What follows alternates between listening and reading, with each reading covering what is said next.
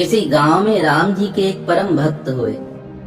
उनका नियम था, वह किसी भी अन्य गांव में जाते थे तो वहां पर राम मंदिर में ही रहते थे और उस राम मंदिर में रहकर एक बार राम जी को संपूर्ण रामायण अवश्य सुनाते थे।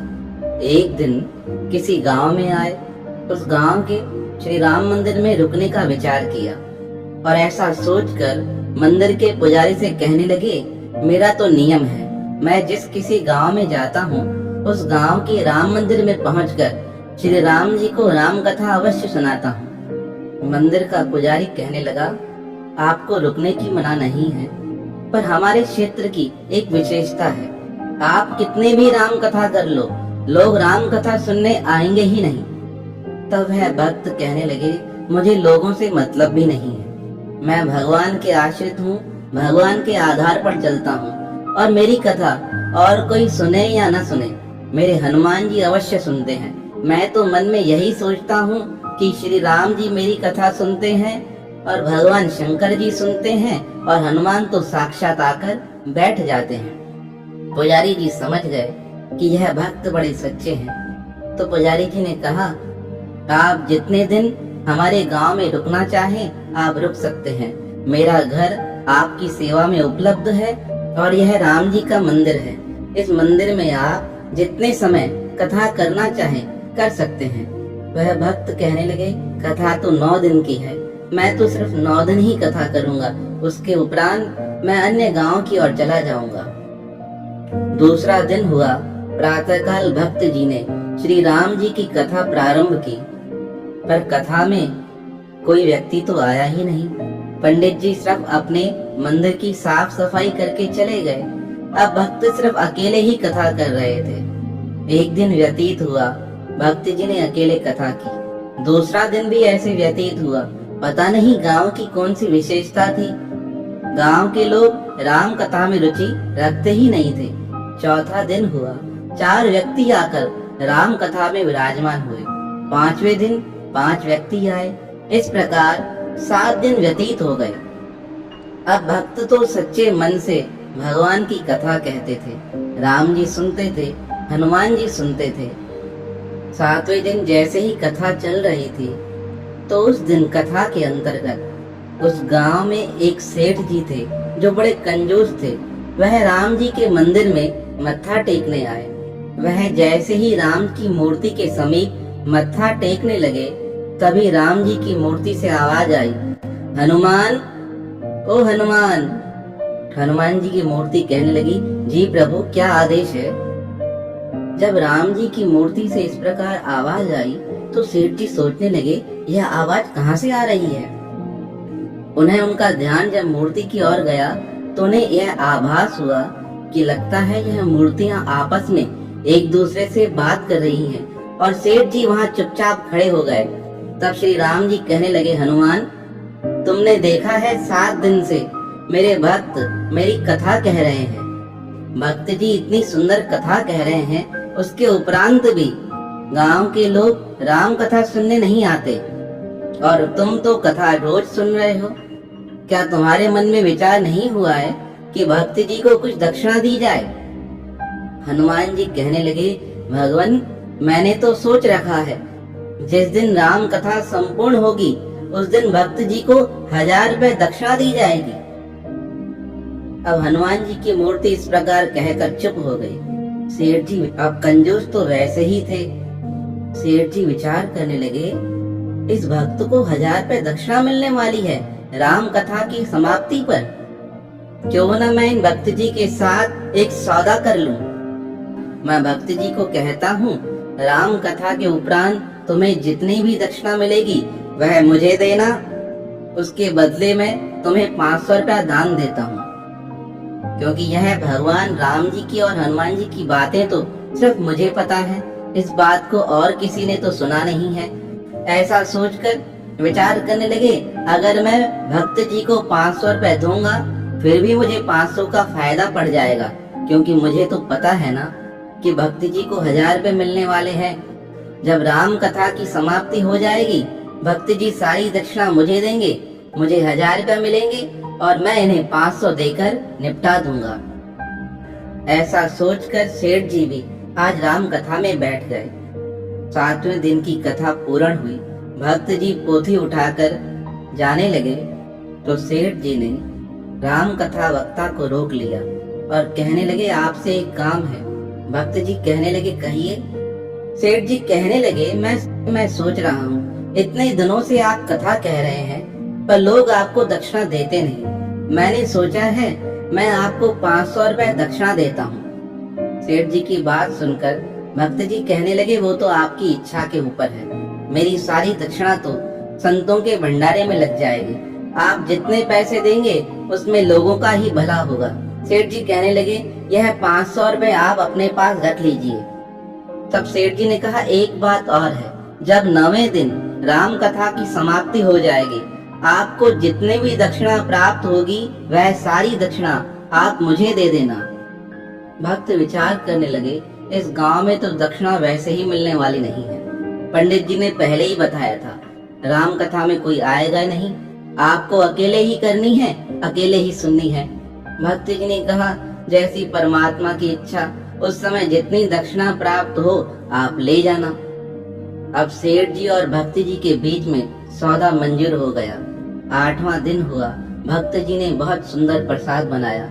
अब तो प्रसाद के नाम पर कई लोग राम कथा सुनने आए। अब 9वां दिन भी आया। 9वें दिन की तैयारी भी भगत जी ने बड़ी सुंदर की थी, क्योंकि सेठ जी के 500 रुपए तो पहले ही मिल चुके थे। अब राम कथा प्रारंभ हुई। बहुत अधिक संख्या में लोग आए, क्योंकि आखिरी दिन था। अब तो सेठ जी भी सुबह से लेकर राम कथा में बैठ गए थे। उन्हें तो पक्का यकीन था कि आज मुझे 500 रुपए का फायदा होने वाला है। राम कथा प्रारंभ हुई। राम कथा का भोग पड़ गया। पंडित जी ने पोथी उठाई, जाने लगे। वह लालची सेठ पूछने लगा, दक्षिणा कहाँ है? तुम्हें दक्षिणा जो मिली है वह मुझे दो। भक्त जी ने कहा, मैं सच कहता हूँ, मैंने दक्षिणा उठाई नहीं है। जहाँ मैं कथा कर रहा था वहाँ पर जाकर देखो, जितनी दक्षिणा मिली है वह तुम्हारी है। अब मैं जा रहा हूँ, मुझे आगे गांव की ओर यात्रा करनी है। सेठ जी कहने लगे, ऐसे नहीं जा सकते हो, मुझे सारी दक्षिणा देकर जाओ। भक्त जी ने कहा, मुझे दक्षिणा नहीं मिली है। आपने जितने पैसे मुझे दिए थे वह सारे पैसे मैंने लोगों के भंडारे में खर्च कर दिए हैं। और ऐसा कहकर अपनी रामायण की पोथी उठाकर भक्त जी तो निकल गए।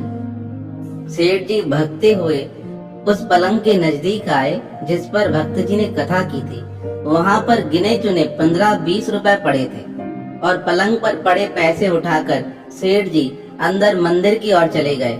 उस मंदिर में जाकर राम जी और हनुमान जी की मूर्ति को और देखकर कहने लगे, उस दिन तो आप बड़े जोर जोर से बातें कर कह रहे थे कि भक्त जी को 1000 रुपए दक्षिणा देनी है, अभी तक तो आपने दक्षिणा दी नहीं। अगर आज आप दक्षिणा देते तो मुझे 500 रुपए का फायदा पड़ जाता। आपने दक्षिणा क्यों नहीं चढ़ाई है? पर वह तो मूर्तियां थी, वह तो चुपचाप सब सुन रही थी। भक्त जी को बड़ा गुस्सा आया और कहते हैं ना, गुस्से में ज्ञान रहता ही नहीं। और क्रोध के अज्ञानवश होकर सेठ जी ने बड़े जोर से हनुमान जी के पैर पर प्रहार किया। पर जैसे ही सेठ जी ने हनुमान जी के पैर पर प्रहार किया, हनुमान जी ने सेठ जी के पैर को जकड़ लिया।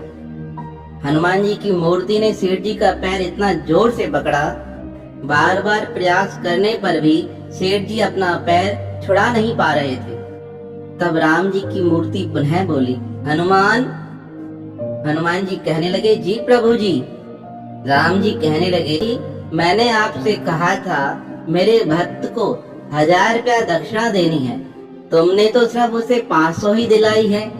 तब हनुमान जी हंसकर कहने लगे, महाराज अभी 500 सेठ जी और देने वाले हैं, तभी तो मैंने इनका पैर पकड़ लिया है।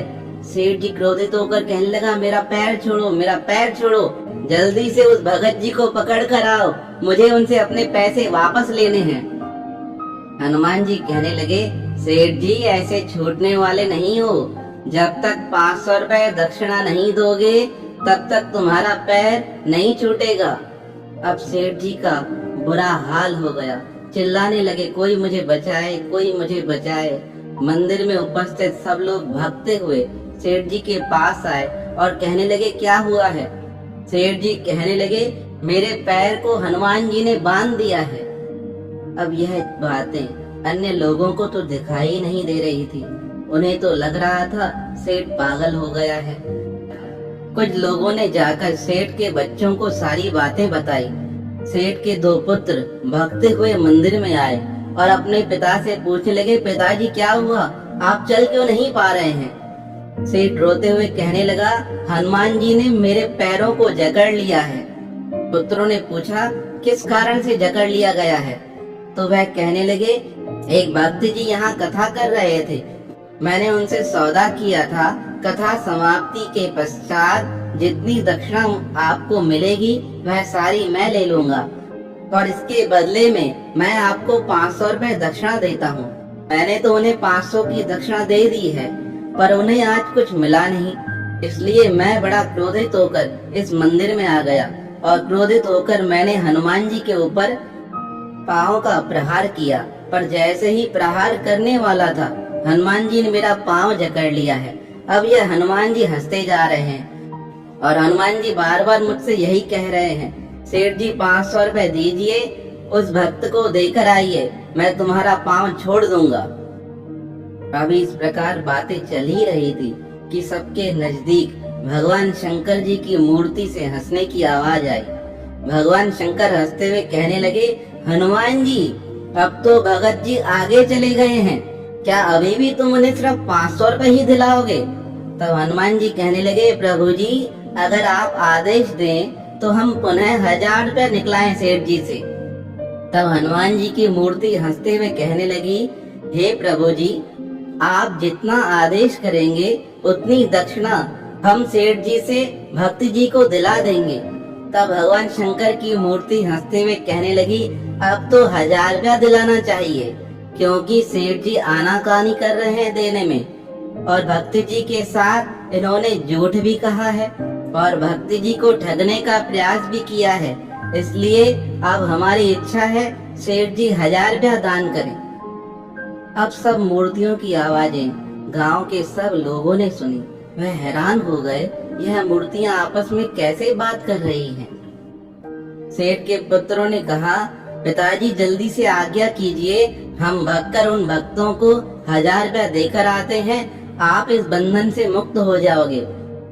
अब सेठ जी ने बड़े दुखी मन से हाँ करते हुए कहा, जल्दी जाओ, उस भक्त जी को ढूंढकर 1000 रुपया देकर आओ और मैं बंधन से मुक्त हो जाऊं। सेठ के बालक भगते हुए भगत जी को ढूंढकर उनके हाथों में 1000 रुपया देकर वापस आ गए और सेठ जी को आकर देखकर कहा, हम 1000 रुपया देकर आए हैं। तब हनुमान जी भगवान श्री राम की ओर देखकर कहने लगे, प्रभु जी आपकी आज्ञा का पालन हो गया है, अन्य कोई आज्ञा हो तो आदेश दीजिएगा।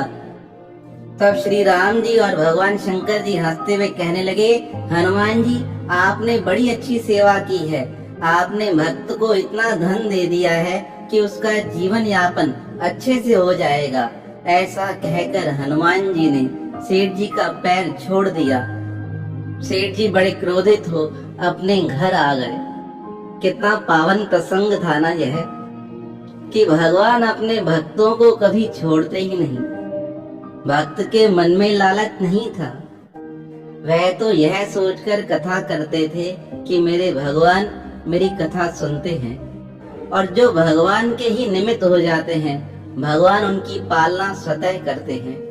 और सेठ जी ने देखो किस प्रकार भक्त को ठगने का प्रयास किया। जो भक्तों को ठगने का प्रयास करता है ना, भगवान उसे कभी क्षमा नहीं करते। कोई अगर भगवान के भक्तों को ठगना चाहेगा तो भगवान उसे और अधिक सजा देकर उसका अधिक नुकसान कर देते हैं। तो इसलिए शास्त्रों में आया है, भगवान की तो सच्चे हृदय से सेवा करनी ही चाहिए, पर उनके साथ जो भगवान के भक्त हैं उनका भी सच्चे हृदय से पूजन करना चाहिए, क्योंकि यह भगवान के भक्त ही तो भगवान से मिलाने वाले होते हैं। तो अब तो हम सबको यकीन हो गया ना, हम जब राम कथा पढ़ते हैं, भगवान की कोई अन्य कथा पढ़ते हैं, कोई हमारे पास आए या ना आए, हमारे हनुमान जी तो सदा हमारे साथ उस कथा को सुनते हैं। श्री राम जी अपनी कथा को बड़े चाव से सुनते हैं। वह कथा का कितना पुण्य में फल देते हैं। आपने सुना ना इस कथा के माध्यम से कि भगवान स्वयं चलकर आए, भक्त की कथा को भी सुना और भक्त को खाली भी नहीं छोड़ा। तो ऐसे भक्त वसल भगवान जो निरंतर अपने भक्तों की संभाल करते हैं, उनके पावन श्री चरणों में हमारा बारंबार प्रणाम है।